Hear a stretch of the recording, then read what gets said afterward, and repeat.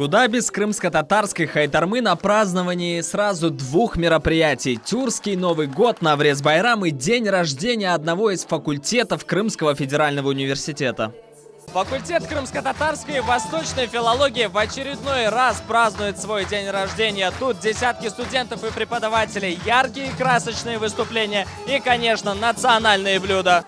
Самса, бурма, чебуреки и многое другое. Усыпанные столы – неотъемлемая часть Наврез-Байрама. Ежегодно, именно 21 марта, студенты вуза собираются, чтобы отпраздновать сразу два любимых праздника – День весеннего равноденствия и, конечно, день рождения родного факультета крымско-татарской и восточной филологии.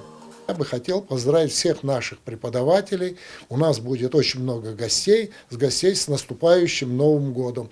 Пожелать им здоровья, счастья, благополучия и всего самого доброго. А нашим студентам хорошо сдать летнюю сессию и чтобы они успешно продолжали свои занятия на нашем факультете. Студенты этого направления точно знают, чего хотят от жизни. Хорошая учеба – залог успешного будущего. Но главная цель большинства учащихся из числа крымских татар – возродить язык и передать его будущему поколению.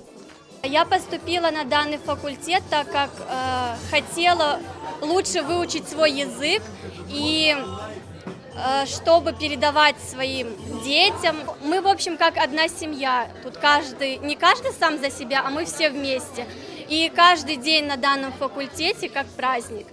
На этом факультете обучают 4 профильным языкам – персидский, турецкий, арабский и крымско-татарский. Среди студентов есть желающие пожить и поработать в Турции. Есть и те, кто интересуется историей Древней Персии, а кто-то поступил сюда, чтобы освоить на языке оригинала свою главную книгу – Священный Коран. Ben her zaman şarkı dilleri yani Türk, Arap dillerini öğrenmek isterdim.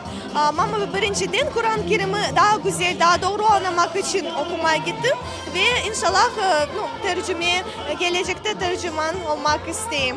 Мы не просто друзья и единомышленники, мы одна большая и дружная семья. Так себя называют будущие филологи, в глазах которых горит огонь желания учиться и созидать. Энвер Аблазиз, телеканал Миллет.